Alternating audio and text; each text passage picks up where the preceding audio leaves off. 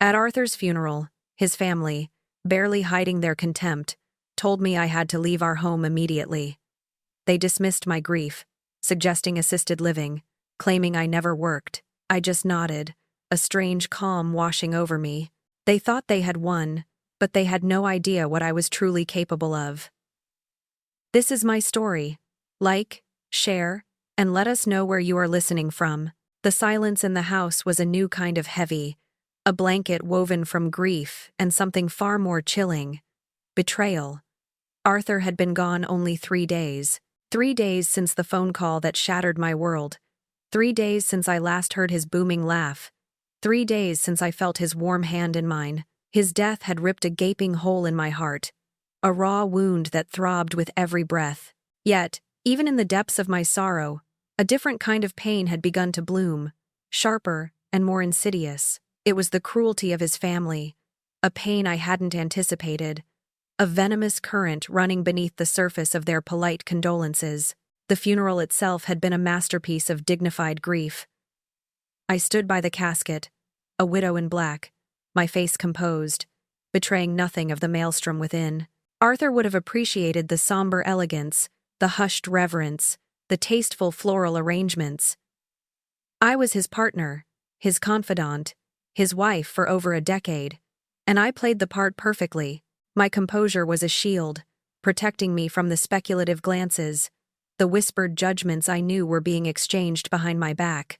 I focused on the eulogies, each word a painful memory, a bittersweet echo of a love now lost. Liam, Arthur's eldest son, spoke first, his voice cracking with a sorrow that seemed genuine, though his eyes never quite met mine. Then Chloe, his daughter, tearful and fragile, painted a picture of a loving father. Even Eleanor, Arthur's ex-wife, was there, a ghost from his past, offering a carefully worded tribute that felt more like a claim of ownership than a shared memory. I listened, nodded, accepted their outstretched hands, their hushed words of sympathy. They were a family, bound by blood, and I was the woman who had shared the last 10 years of Arthur's life. After the solemnity of the service, the reception moved to our house, the home Arthur and I had built together, filled with our memories, our laughter, our quiet evenings. But as I watched the relatives mill about, the atmosphere shifted. It wasn't a gathering of comfort. It felt transactional. Every glance seemed to appraise. Every conversation seemed to calculate. They weren't grieving Arthur. They were assessing his assets. I could feel the invisible weight of their scrutiny, the undercurrent of suspicion. Bethany, Noah's wife, was particularly obvious. Noah was Arthur's nephew, and Bethany had always made it clear she didn't approve of me. From the moment she walked in, her eyes, sharp and cold, followed my every move.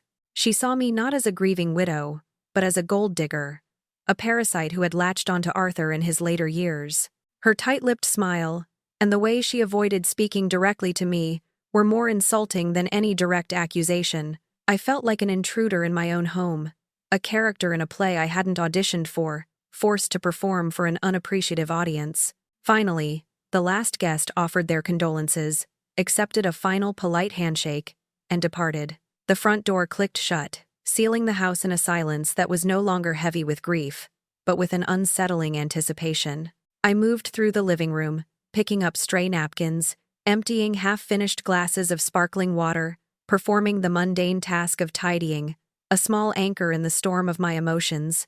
I retreated to the kitchen, seeking the familiar comfort of routine, wiping down the counters, putting away the last of the platters. It was then that the silence was abruptly shattered. "Cut the act, Alara." The voice, sharp and devoid of sympathy, belonged to Bethany. I straightened, turning slowly from the sink, my hand still clutching a damp cloth. She stood in the doorway, her arms crossed, a sneer twisting her lips. My heart, already bruised, clenched further. My eyes, still red-rimmed from unshed tears, must have conveyed a flicker of pain, but she saw only what she wanted to see. Behind her, like a silent chorus, stood Liam, Chloe, and Noah. They formed a tight, unyielding semicircle, effectively blocking my exit from the kitchen. It was a tribunal, and I was the accused. Liam looked stern, his jaw set. Chloe looked away, unable to meet my gaze, her discomfort palpable. Noah, usually more amiable, stood slightly behind Bethany, his eyes fixed somewhere over my shoulder, refusing to make eye contact. His avoidance was a confession in itself. "We think it's best," Bethany continued, her voice dripping with false concern. "If you start looking for your own place," the words hit me like a physical blow. My breath hitched. This wasn't happening. Not now. Not 3 days after Arthur's death. This wasn't a conversation. It was an eviction notice. "This is my home," I managed, my voice a shaky whisper, barely audible over the sudden ringing in my ears. Bethany scoffed. "Please." The implication was clear. I was a kept woman, now unkept, worthless. Liam stepped forward slightly, attempting a more reasonable tone. "Look, Alara, we have to think practically. The children's college funds, the expenses for the estate. It's a lot." He spoke of their children, children that Arthur had happily supported, children he had loved as a grandfather. Now, they were a justification for discarding me. "Arthur made provisions for me," I protested, my voice gaining a desperate edge. Bethany laughed, a harsh, dismissive sound. "A small provision, Alara, barely enough to cover a year's rent on a studio apartment. You were just there. Nothing more. Just there. 10 years. 10 years of companionship, of shared dreams, of nursing him through illnesses, of rebuilding our lives together after his first wife left him. 10 years. Erased with 2 cutting words. We need you out quickly," she pressed on, relentless. "Pack tonight. You can leave in the morning." My eyes darted to Noah, hoping for some shred of empathy, some intervention, but he merely shifted his weight, his gaze still stubbornly fixed on the wall behind me. His silence was the sharpest stab of all. "We've even looked into some lovely assisted living facilities," Bethany added, a malicious glint in her eyes. "They have great activities, and it would be much less stress for you." Assisted living. They didn't just want me out of the house. They wanted me out of their lives, out of sight, out of mind. They wanted to pack me away like an unwanted antique, to erase me from the narrative of Arthur's life and my own. It was a betrayal so profound, so absolute, it stole my breath. A strange calm descended upon me then, cold and absolute. The pain was still there, a dull throb, but beneath it, something else was stirring. A quiet resolve. They thought they had cornered me, stripped me bare. They thought they had won. They had no idea. I looked at each of them, meeting their stares with a newfound steadiness. My voice, when it came, was clear and steady, devoid of the tremor of fear or grief. "Very well," I said. "I will leave in the morning." They exchanged triumphant glances, relief washing over their faces. They had underestimated me. They had no idea that in that moment, as I agreed to their cruel terms, I was already deciding how to turn the tables. That night, the house felt colder than the grave Arthur now occupied. The silence, no longer merely heavy with grief, hummed with a different kind of energy, a calculated anticipation. I moved through the rooms that had been our sanctuary, not with sorrow, but with a detached precision. Instead of weeping over memories, I assessed what to take and, more importantly, what to leave. My packing was methodical, almost clinical. 2 modest suitcases were all I allowed myself. A few changes of clothes, toiletries, a couple of cherished books, and the small, worn photo album Arthur and I had started together. I deliberately left behind the diamond earrings Arthur had given me for our anniversary, the antique watch collection he had inherited, the painting we'd bought on our honeymoon in Tuscany that Bethany had always eyed with barely disguised envy. These were the things she would immediately claim, the spoils of her perceived victory. Let her have them, I thought. They were mere trinkets, superficial representations of a wealth she believed she was entitled to. My true assets were far less tangible and infinitely more secure. By dawn, I was ready. The house was still, the air thick with the residue of their unkindness, and the faint scent of the funeral flowers. I took one last look around the opulent master bedroom, its grand windows now framing the first pale light of morning. It wasn't sadness that filled me, but a quiet resolve. I walked out, the click of the lock behind me echoing not as a surrender, but as a promise. My destination was a nondescript Hampton Inn on the outskirts of town. Checking in under my maiden name, Elara Morrison, felt like shedding a skin. No longer Arthur's widow, no longer the target of a greedy family. I was simply Elara. The anonymity was a balm. The clean, impersonal room, a sanctuary from the emotional chaos I had just endured. It was a stark contrast to the grand home I had just vacated. But in its simplicity, I found clarity. The first thing I did after settling into the room was to make a call. Not to a friend, not to a family member, but to Mr. Davies, Arthur's and my long-term attorney. His calm, steady voice was a welcome anchor. "Mr. Davies," I began, my voice betraying none of the turmoil within. "I need to see you. Privately, and as soon as possible." He listened, as always, with an attentive silence, and agreed to meet me at a quiet cafe within the hour. When Mr. Davies arrived, his expression was grave but understanding. He offered a wordless nod of sympathy before I even began to speak, a testament to his keen perception. He knew Arthur well, and he knew Arthur's family. He had witnessed their avarice through the years, quietly, professionally, noting every slight and every power play. I recounted the events of the previous evening, the tribunal in my kitchen, Bethany's cutting words, Liam's cold practicality, Noah's cowardly silence. I relayed their dismissal of my contributions, their blatant disregard for my grief, their insistence that I had never worked a day and was just there. The words still stung, but as I voiced them aloud, they transformed from personal wounds into a strategic narrative. "And so," I concluded, looking directly into Mr. Davies' somber eyes, "I believe it's time to proceed with Arthur's original plan. The asset restructuring." A flicker of approval, almost imperceptible, passed over Mr. Davies' face. "Yes, Elara."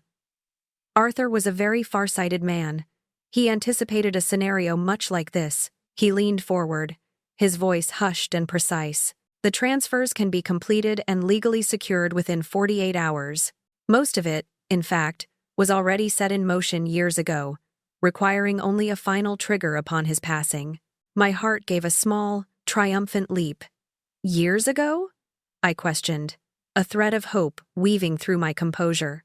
"Indeed," he confirmed. "Over a decade ago, Arthur, with my assistance, meticulously transferred the primary ownership of the house, the bulk of his investment portfolios, and several key business entities directly into your name, Elara, not as a beneficiary of his will, but as the outright owner. He wanted to ensure that, regardless of any future machinations, you would be unequivocally protected." A wave of emotion washed over me, a complex mix of gratitude, relief, and a bittersweet ache for Arthur's enduring love and foresight.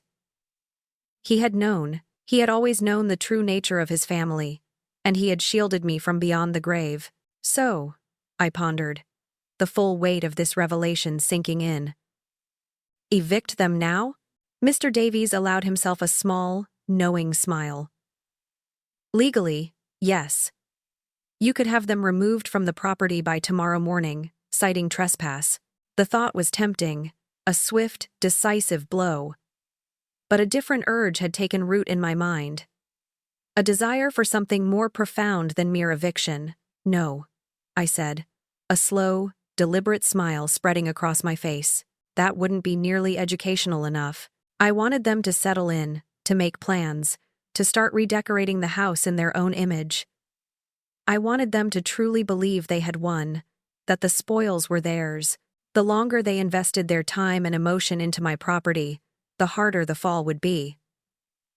Let them get comfortable in their new home. Let them dream of the life they thought they had inherited." Later that afternoon, a strange impulse led me to drive past the house. My house, and there it was. A large moving truck, its ramp extended, already being loaded with what appeared to be Arthur's antique desk and a few pieces of our living room furniture. Bethany, dressed in an expensive tracksuit, stood on the porch, barking orders at two bewildered-looking movers. She gesticulated wildly, pointing, directing, already staking her claim. It was a brazen, almost celebratory takeover. I pressed my lips together, a silent resolve hardening within me. As I drove away, my phone vibrated. A text from Noah. "Hi, Alara. Sorry again about everything. Just going through Arthur's business files here at the house. A lot of confusing paperwork. Do you know where he kept the definitive records for the investment accounts?" I read the text, a small, knowing smirk playing on my lips. Confusing paperwork. Of course it was confusing. They were looking at Arthur's show files, the meticulously maintained but ultimately decorative records he kept for appearances, for the family's casual perusal. The real assets, the definitive records, the actual ownership, had long since been transferred and secured. Quietly, systematically, years ago. They were sifting through dust, while the gold was already safely in my vault. My next stop was First National Bank, where I met with Miss Lim, my personal banker. We reviewed the accounts, adjusted the signatories, and confirmed the final transfers. The process was smooth, efficient, and irreversible. As I left the bank, my phone buzzed again, repeatedly. Bethany, urgent calls. No doubt about the confusing paperwork Noah had mentioned. I glanced at the screen, then simply slid the phone back into my purse. Not yet. The show was just beginning. The days that followed my quiet departure from the house blurred into a pattern of calculated patience and strategic action. Bethany's calls and texts escalated from merely urgent to outright frantic and demanding. Her messages, initially about confusing paperwork and missing documents, quickly devolved into thinly veiled accusations of my incompetence and even outright theft. I ignored them all, allowing her frantic energy to dissipate into the digital ether, a small smile playing on my lips each time my phone vibrated with her name. She was digging herself deeper, and I was content to let her. My mornings were spent in the hushed, efficient environment of the Hampton Inn's business center. From this unassuming hub, I managed a portfolio that Arthur's family wouldn't have believed, even if they had seen the statements. The small hotel desk became my command center, where I held conference calls with financial advisors about Manhattan apartment complexes, reviewed investment strategies for various assets, and discussed market trends with an expertise that would have shocked those who dismissed me as a kept woman. Just the previous day, I had been on a video call with a team of architects, finalizing renovation plans for a building in Soho, a commercial property Arthur had shrewdly acquired years ago and then, with equal foresight, transferred to me. It was a substantial asset, valued at something close to $28 million, and its redevelopment was a project I had overseen from concept to blueprint. As I spoke with the architects, discussing structural details and interior design concepts, I reflected on the irony. Arthur's family believed I was just the second wife who'd never worked, a woman who couldn't balance a checkbook, let alone manage a multi-million-dollar real estate venture. Their ignorance was a potent weapon in my arsenal. Then, Mr. Davies called. His voice, usually so composed, carried a faint edge of amusement. "Alara," he began.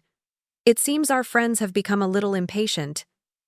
"They've retained Mr. Henderson." I raised an eyebrow. "Mr. Henderson?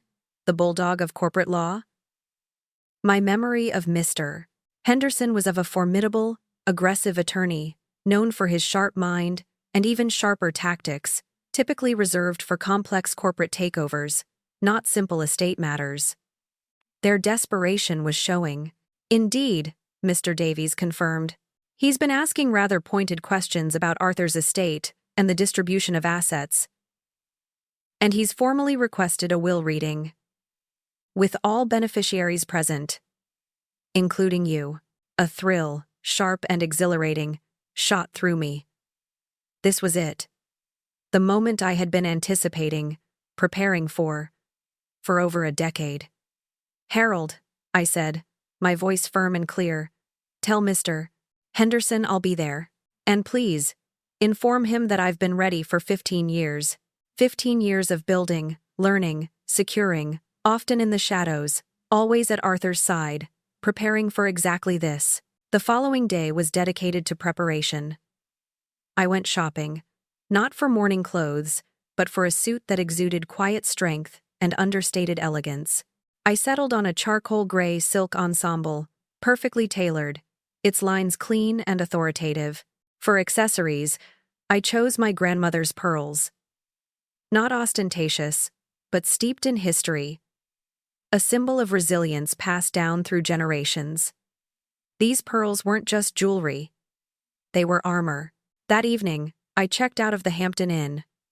No more anonymity. My new address was the penthouse suite at the Fairmont, a place Arthur and I had often stayed when we wanted a change of scenery, a place that spoke of quiet luxury and discerning taste. From my vantage point high above the city, I spread out the relevant documents across the polished mahogany table, the city lights twinkling like fallen stars below. With a glass of champagne in one hand and a plate of fresh lobster beside me, I meticulously reviewed every page, every clause, every signature. The irony of my current situation was not lost on me. From cheap motel to penthouse, from perceived pauper to undeniable power. Monday morning arrived, crisp and bright. I took a taxi to Mr. Henderson's downtown office, arriving a full 15 minutes early. The reception area was hushed, opulent, and intimidating. Precisely the kind of environment Mr. Tesidis Henderson cultivated. I gave my name to the receptionist, a young woman with a perfectly coiffed blonde bob, and settled into a plush leather armchair. From behind the closed door of the conference room, I could hear voices, raised voices. It was Bethany, her shrill tones cutting through the thick wood. "I simply don't understand why she needs to be here, Mr. Henderson. It's insulting." Liam's calmer, yet equally dismissive voice followed. "She has no claim, Henderson. This is just a formality, isn't it? A quick resolution so we can move on." I smiled faintly, a serene, almost detached expression on my face. They were still dismissing me, still minimizing my presence, still underestimating the extent of my claim. This was precisely what I wanted. I wanted them to stew in their indignation, to be convinced of their own righteousness, to believe I was merely a nuisance to be brushed aside. It would make the revelation all the more impactful. A few minutes later, the conference room door opened, and Mr. Davies appeared, his usual calm demeanor radiating competence. Beside him stood a woman I hadn't seen before, sharply dressed, with an intelligent gaze and an air of quiet confidence. She looked directly at me and offered a small, reassuring smile. "Alara," Mr. Davies announced. "This is Miss Albright. She'll be representing you today." He turned to the woman, a faint twinkle in his eye. "Miss Albright. This is Alara, Arthur's wife." Miss Albright extended a hand, her grip firm. "Alara, I've heard a great deal about your situation," she said, her voice smooth and resonant. "And, I must say, I'm very much looking forward to this meeting." Her eyes, however, held a deeper meaning, a shared understanding of the drama about to unfold. The conference room felt suddenly stifling. The air, thick with unspoken expectations, hummed with a tension that only I seemed impervious to. Mr. Henderson, a man I'd expected to be a formidable adversary, looked surprisingly soft around the edges, his tie slightly askew, his brow furrowed with a hint of what seemed like genuine discomfort. He cleared his throat, adjusting his spectacles, and began to read from the thick document before him. Seated directly opposite me, across the vast expanse of the polished mahogany table, were Liam, Chloe, Noah, and Bethany. They were dressed to impress, their attire speaking of ambition and success, their faces radiating a blend of anticipation and thinly veiled disdain. They looked ready to receive their rightful inheritance, ready to carve up the empire they believed Arthur had left solely for them. Beside me, Miss Albright sat poised and attentive, a quiet sentinel. Mr. Davies, observing from a chair near the door, maintained a poker face that revealed nothing. Mr. Henderson began with the standard declarations, the legal boilerplate that always preceded the meat of a will. He read out preliminary bequests, a few generous donations to local charities Arthur had supported. My gaze drifted over the family. Liam tapped his pen impatiently against the table. Chloe fidgeted with a loose thread on her sleeve. Bethany, ever vigilant, scrutinized Mr. Henderson's every word, her expression one of barely contained eagerness. Then, Mr. Henderson's voice shifted, a subtle change in cadence, signaling the arrival of the actual bequests. "To my beloved son, Liam Maxwell," he read, his voice surprisingly flat, "I leave the sum of $50,000. A ripple of unease passed through the family. Liam's head snapped up, his initial impatience replaced by a sharp, confused frown. "To my cherished daughter, Chloe Maxwell," Mr. Henderson continued, without pause, "I leave the sum of $50,000. Chloe's frown deepened. She exchanged a quick, bewildered glance with Liam. Their expectation had clearly been for figures far grander than this. "And to my nephew, Noah Davies," he read, completely missing the growing alarm on the family's faces, "I leave the sum of $50,000. Silence descended, heavy and absolute. The family's collective shock was palpable. $50,000. For each of them.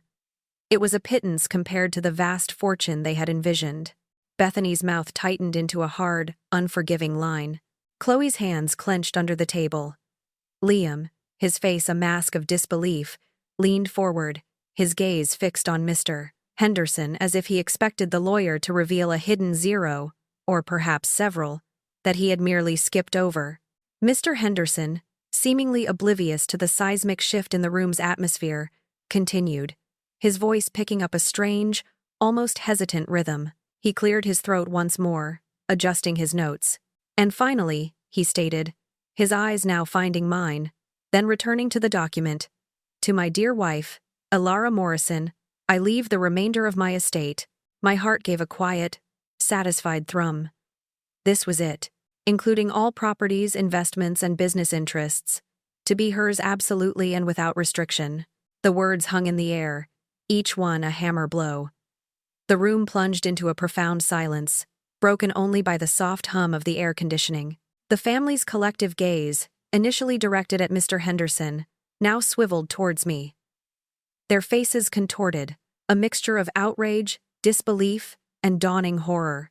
They stared, mouths agape, eyes wide, as if I had suddenly transformed into a gorgon before their very eyes. It was Bethany who finally shattered the silence, her voice a sharp, cutting blade. "Repeat that," she demanded, her composure completely unraveling. "Repeat the last part, Mr. Henderson. You must have made a mistake." Mr. Henderson, looking increasingly uncomfortable, took a sip of water. "I assure you, Mrs. Maxwell, there's no mistake. As I read, the bulk of Arthur's estate, the remainder, goes to his widow, Elara Morrison. It is a common, and perfectly legal, disposition." "The bulk?" Chloe's voice was high-pitched, incredulous. "What does that even include? The house? His business? What exactly are we talking about here?" Her eyes, usually so dismissive, now darted around the room, filled with a desperate need for answers. Before Mr. Henderson could respond, Miss Albright leaned forward, her voice calm and authoritative, cutting through the rising tide of hysteria.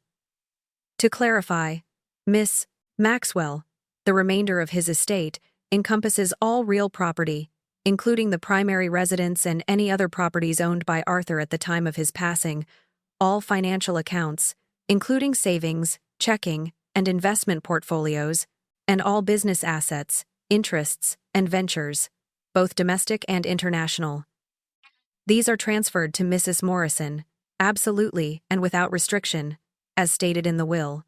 Liam, who had been listening with a sort of stunned silence, now flatly interjected, "That's impossible.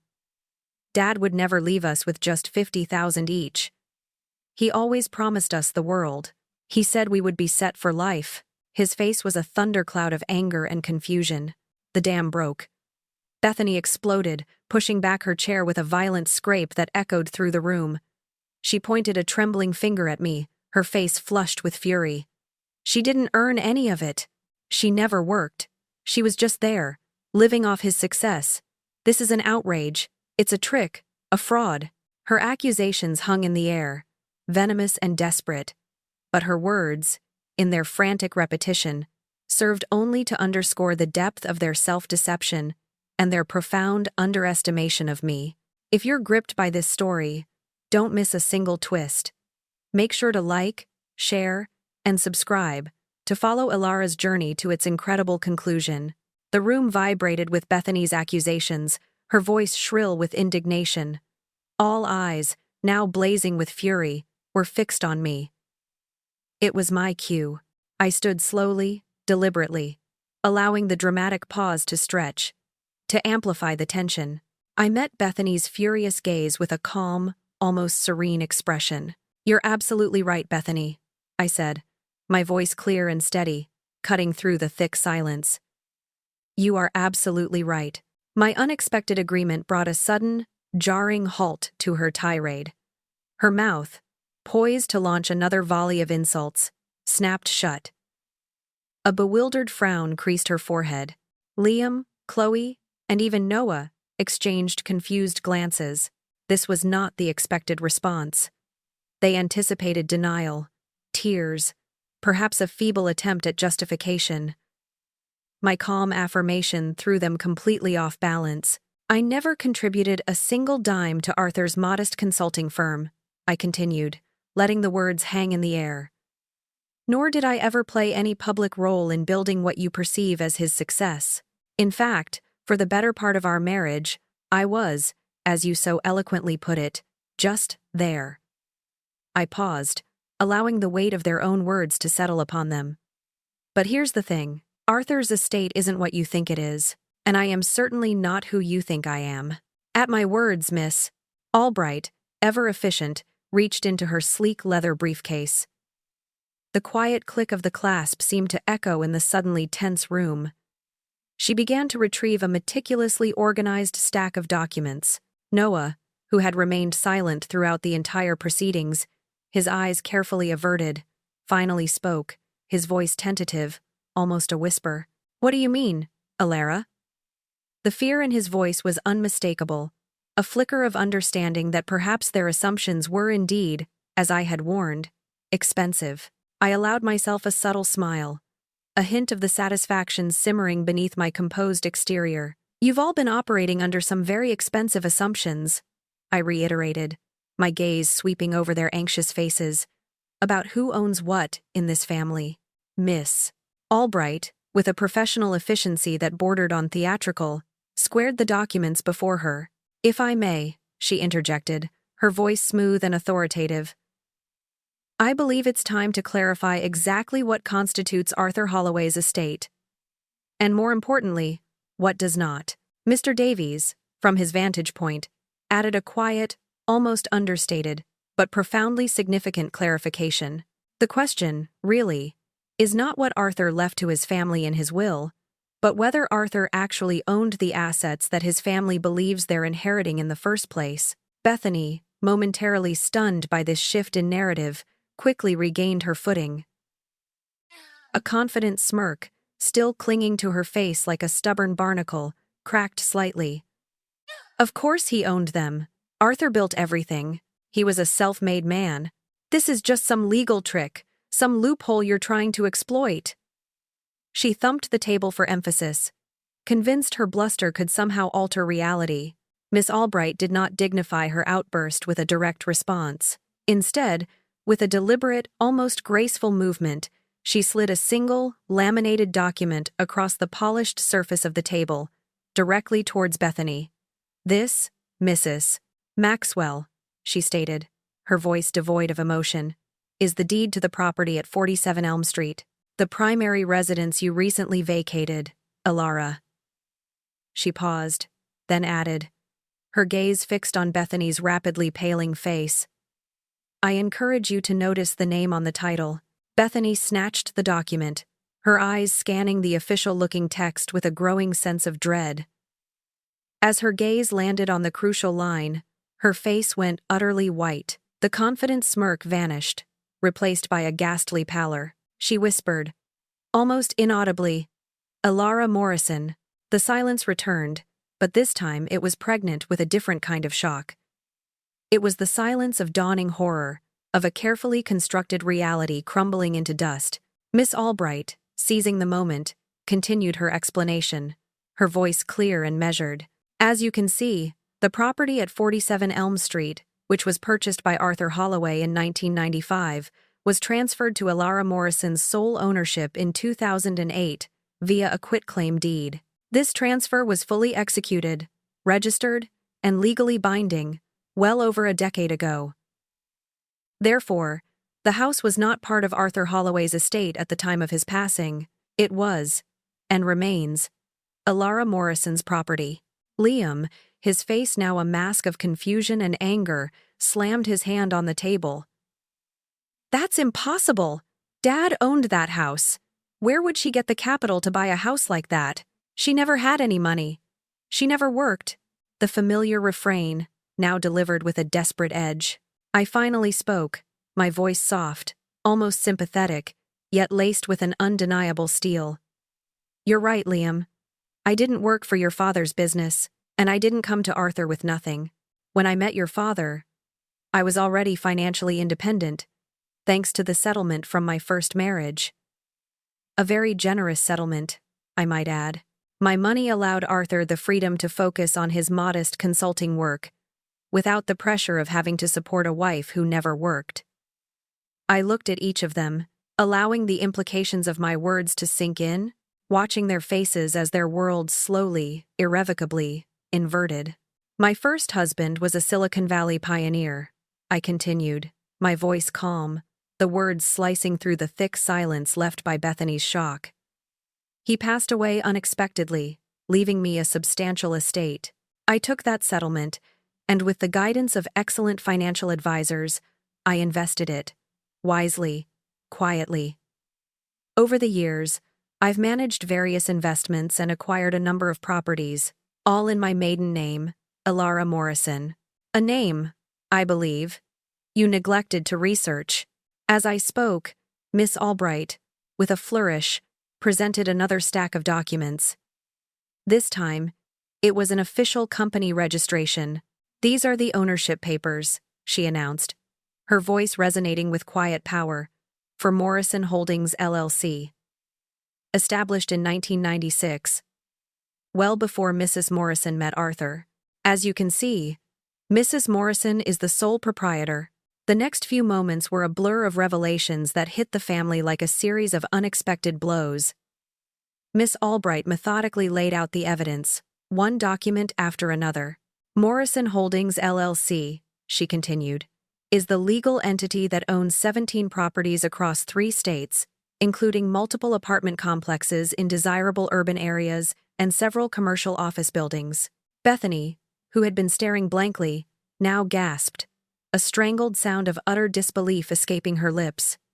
Her eyes, wide and horrified, darted from the documents to me, then back again. Liam and Chloe looked equally stunned, their earlier anger now replaced by a dawning, terrible understanding. Then came the Soho warehouse. "One of these commercial properties," Miss Albright elaborated, "is the building located in the Soho district of Manhattan. Current valuation, after proposed renovations, approximately $28 million. The figure, $28 million, hit the room like a physical force. It wasn't just a number. It was a wrecking ball, demolishing their entire perception of my identity and Arthur's wealth. Bethany sagged in her chair, her face now a sickening shade of green. Mr. Davies, sensing the opportune moment, stepped in. "And that," he added, with a subtle smirk, "is just one property. Here is the complete portfolio." He slid a thick binder across the table, its pages filled with more deeds, more valuations, more proofs of ownership, all bearing the name Elara Morrison. Miss Albright followed up with neatly printed bank statements, clearly showing balances that dwarfed Arthur's modest personal savings, the paltry sums they had been expecting. "In total," she declared, her voice ringing with finality, "Mrs. Morrison's personal holdings, managed through Morrison Holdings LLC, amount to approximately $47 million. This figure, I must emphasize, is entirely separate from Arthur Holloway's actual estate, which, as stated in the will, amounts to approximately $300,000, $47 million, against $300,000. The disparity was not just vast, It was crushing. Bethany, visibly trembling, her voice barely a whisper, accused me. "You're lying! This is all a lie!" I met her gaze, unflinching. "Which part?" "Bethany," I asked softly. "That I was financially independent? That I quietly managed my own investments? Or that I allowed Arthur his pride to be seen as the successful provider in public, while I handled the real financial heavy lifting behind the scenes?" Noah, who had been watching me with a growing horror, slowly pieced it together. His eyes, now wide with a terrible realization, met mine. "So when we asked you to leave," he began, his voice barely audible, "you were actually being evicted." I finished for him, my voice devoid of malice, simply stating a cold, hard fact from my own home. By people who had absolutely no legal right to ask me to do so, let alone demand it. Miss Albright then delivered the final, crushing blow to their narrative of Arthur's grand success. "Furthermore," she stated, "it has become evident that Mr. EVSE Holloway's much-vaunted consulting firm was, for the last several years, essentially a hobby. Its annual net profit rarely exceeded $40,000. I nodded, reinforcing her words. Arthur enjoyed his work, and it gave him a sense of purpose. But it hardly covered the lifestyle we maintained: the mortgage on the house, the property taxes, the utilities, the insurance, the household staff, the luxury cars, the travel, the children's lavish gifts, even the expenses for his family. I funded all of it. Every single dime came from Morrison Holdings LLC. The entire time you believed he was providing for me, I was providing for him. And by extension, for all of you." Bethany, her face etched with a desperate, frantic terror, stared at me. Her jaw worked, words struggling to form. You let us think," she stammered, finally grasping the true depth of their misjudgment. I simply smiled, a slow, deliberate expression that held no warmth. "No, Bethany," I corrected her gently, my voice still dangerously calm. "I let you reveal exactly who you were, and more importantly, who you were not." The silence that followed was absolute, filled only with the deafening sound of their shattered illusions. "Do you remember, Bethany?" I asked, my voice still dangerously calm. "What you called me?" "A sanasuga. A bloodsucker." Bethany flinched, her face contorting with a mixture of terror and shame. The word, spoken now by me, seemed to hang in the air, a venomous indictment of her own cruelty. "You saw me as nothing more than a parasite, leeching off Arthur's success. A woman with no value, no contribution, no history of my own." I let the accusation sink in, watching their stunned faces. "I gave you every opportunity," I continued, my gaze sweeping over Liam, Chloe, and Noah, "to show kindness, to show empathy, to show any shred of human decency in the face of my grief. And what did you show me? Your true character, your greed, your contempt, your willingness to discard me like an unwanted piece of furniture." Mr. Henderson, Arthur's family's bulldog attorney, now looked utterly bewildered, completely out of his depth. He glanced at Mr. Davies, searching for an explanation, some sign of a misunderstanding. But Mr. Davies simply shook his head, his expression firm. "There is no misunderstanding, Mr. Henderson. All the documentation is sound, fully legal, fully executed." Liam, his voice now stripped of its former arrogance, replaced by a raw, naked fear, finally spoke. "But what does this mean for us?" Miss Albright, ever the professional, stepped in. "For you, Mr. Maxwell, and for Miss Maxwell, and Mr. Davies, it means exactly what the will states: an inheritance of $50,000 each. And as for your current living situation," she added, her gaze pointedly directed at Liam and Bethany, "you are, as of this moment, trespassers on Mrs. Morrison's private property." Bethany, her face a mask of disbelief, whispered, "You can't be serious."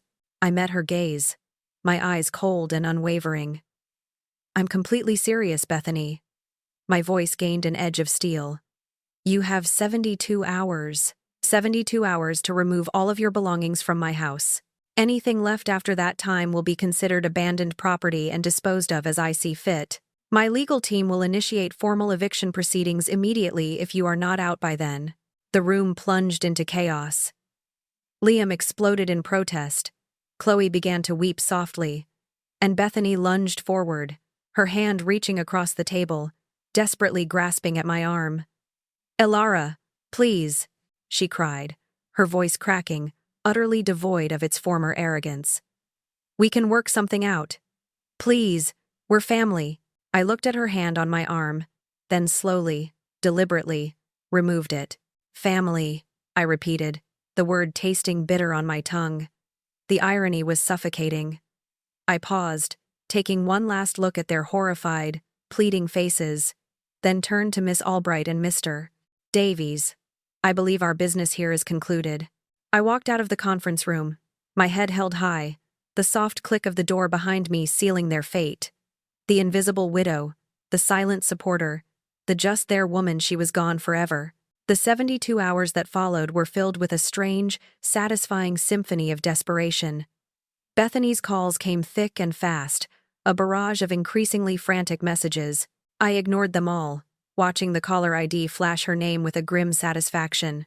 Her voicemails, initially laced with thinly veiled attempts at negotiation, quickly descended into a raw display of rage, then pleading, then outright begging.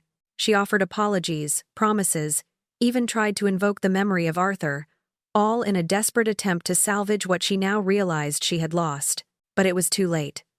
I listened to a few of them, enjoying the bitter taste of her terror, before simply blocking her number. The silence that followed was liberating, a tangible manifestation of my newfound freedom.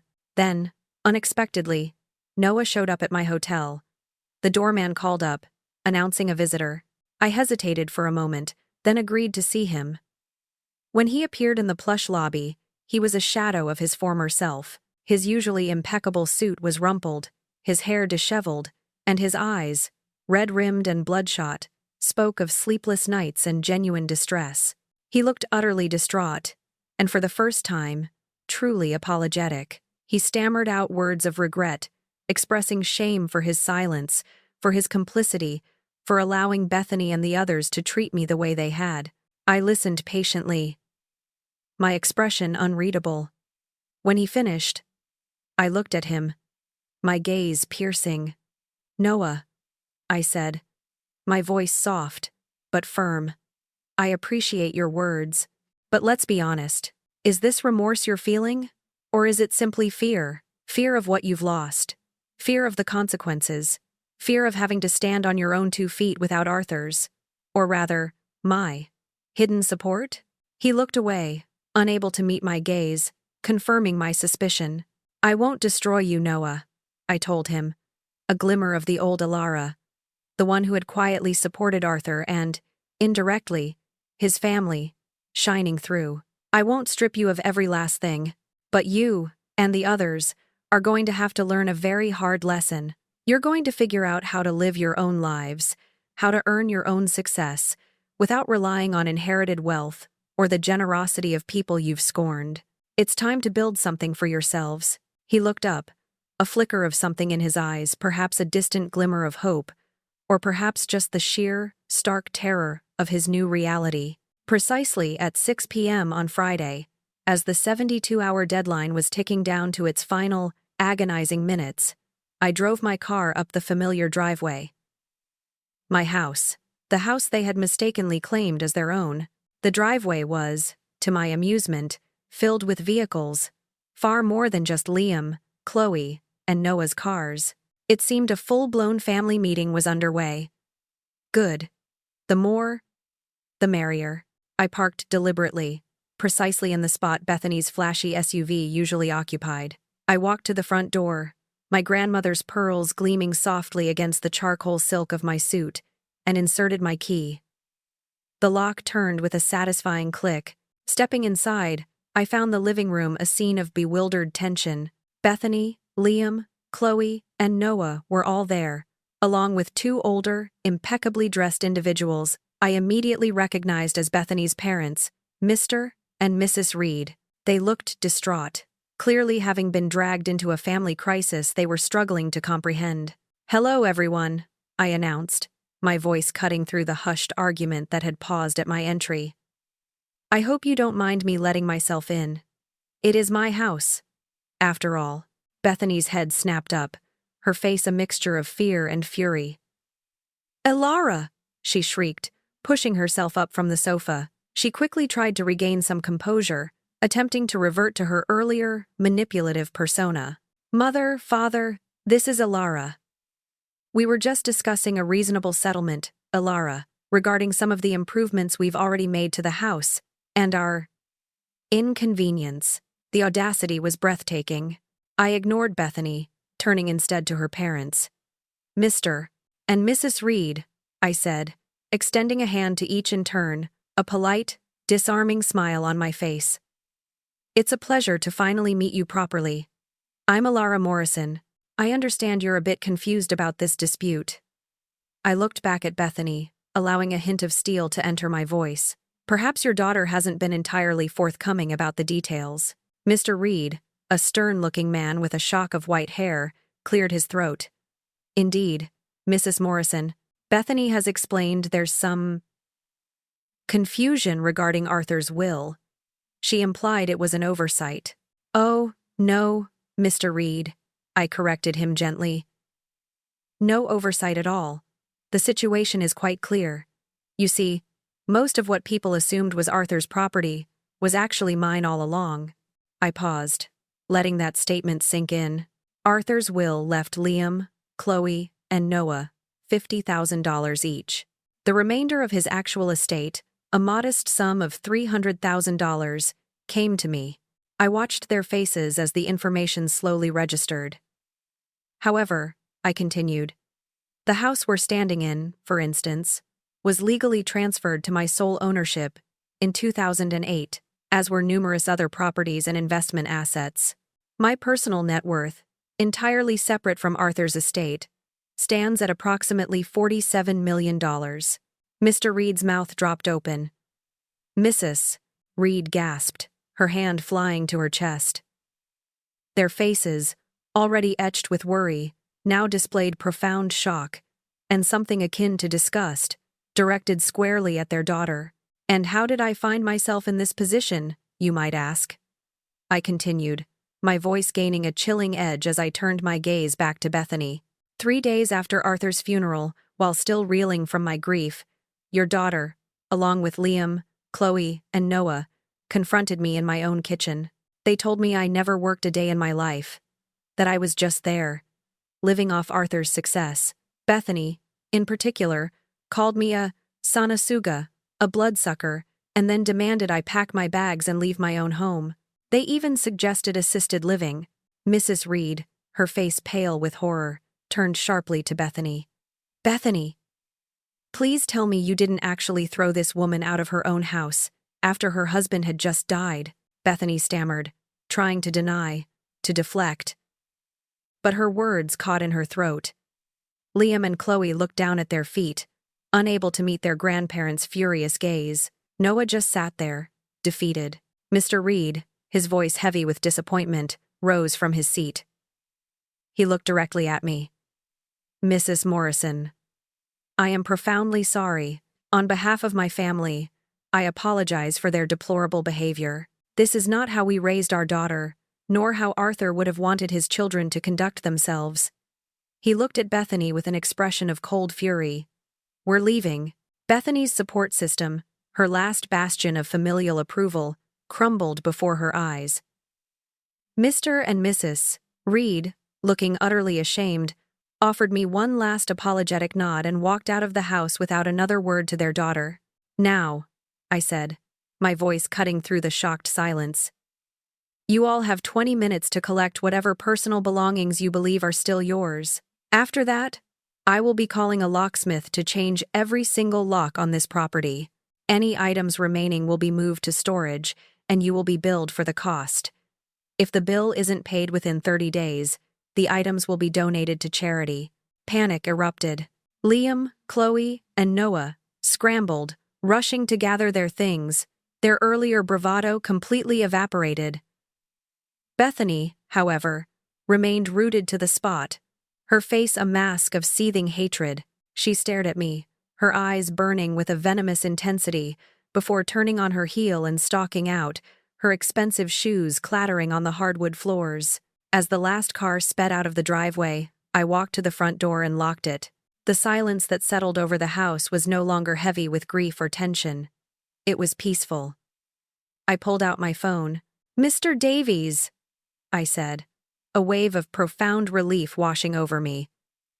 I walked through the empty rooms, the afternoon light streaming through the windows, illuminating dust motes dancing in the air. This was my house, truly mine, free from the shadow of their greed, free from the echoes of their unkindness. For the first time in what felt like an eternity, for the first time since Arthur's passing, I felt truly, completely free. 6 months had passed since that eventful Friday. 6 months of rebuilding my life, not just in terms of comfort, but in spirit. The house felt like home again, infused with peace and my own quiet presence. I had spent time traveling, pursuing hobbies, and, most importantly, simply being. I was no longer the invisible widow, no longer the silent benefactor. I was Alara, and I was thriving. Then, the call came. It was a Tuesday morning, and my phone displayed an unfamiliar number. "This is Dr. Miller from Mercy General Hospital." A calm, professional voice informed me. "Are you Alara Morrison?" "Yes, I am," I replied, a flicker of unease stirring within me. "We have a patient here, Noah Davies," Dr. Miller continued. "He was involved in a car accident. He's stable, but he's listed you as his emergency contact." My breath caught. Noah, the one who had sat silently, avoiding my gaze, during their tribunal. My first impulse was to say, I wasn't his emergency contact, that he had no right to list me. But something held me back. A lingering thread of connection, perhaps, or a deep-seated empathy that even their cruelty hadn't fully extinguished. "Is he badly hurt?" I asked, pushing aside my initial reaction. "He's sustained some injuries, but nothing life-threatening. We'd appreciate it if you could come down when you have a moment," the doctor said. I went. I found Noah in a private room, his arm in a sling, a bandage above his eye, and a general air of dejection about him. He looked thin, worn, and utterly alone. When he saw me, his eyes widened, a mixture of surprise and profound shame washing over his face. "Alara," he croaked, his voice hoarse. I sat in the chair beside his bed. Dr. Miller called. "You listed me as your emergency contact." He nodded, a faint blush spreading across his pale cheeks. "Yeah. Bethany left. A few weeks after, well, after everything, she said I was a loser, that I couldn't provide her with the lifestyle she deserved." A sad sigh escaped me. It wasn't unexpected, but it was still a poignant ending to what I had always suspected was a transactional relationship. Bethany had married him for Arthur's projected wealth, not for Noah himself. When that illusion evaporated, so did her commitment. "Are you sorry?" I asked him, genuinely curious. Not for myself, but for him. I searched his face, and to my surprise, I found genuine sadness for his situation, a regret that seemed to extend beyond just his personal losses. Noah's gaze dropped to his bandaged arm. "Yes, Alara. I am. About everything. I knew what Bethany was doing was wrong, what we were all doing, but I let my anger, my disappointment, cloud my judgment. I was angry that Arthur hadn't left us more, angry that I had to work for my own living like some common person." He managed a weak, self-deprecating chuckle. "I was a fool." He looked up at me, his eyes brimming with unshed tears. "You know, Alara," he continued, his voice thick with emotion, "you were more of a mother to me than my own biological mother ever was. You were always there, always supportive, always kind. And I stood there and watched them humiliate you in your own home after Arthur had just died. The guilt has been eating me alive. His words, raw and heartfelt, touched a part of me I thought had hardened. He wasn't just afraid anymore. He was remorseful. You didn't throw me away, honey, I told him softly, reaching out to gently touch his uninjured hand. You made a mistake. A very big one. But not an unforgivable one, I explained to him. I learned something important from all of this too. I lost an illusion. The illusion that my worth was tied to what I provided, to being the invisible support. I learned my true value, independently, and in a strange way, your actions, and those of the others, forced me to step into my own power. Noah, I continued, we can start over. But it has to be different this time. We can build a relationship, but it has to be based on who we actually are, not on what you think I can provide or what I've always silently done for you. I won't be invisible anymore. I won't rescue you from every difficulty. You have to build, and you have to value, the relationship for its own sake. Not for my wallet. He looked at me, a glimmer of genuine hope replacing the despair in his eyes. I understand, Alara. I really do. I want to do better. I want to earn your respect back.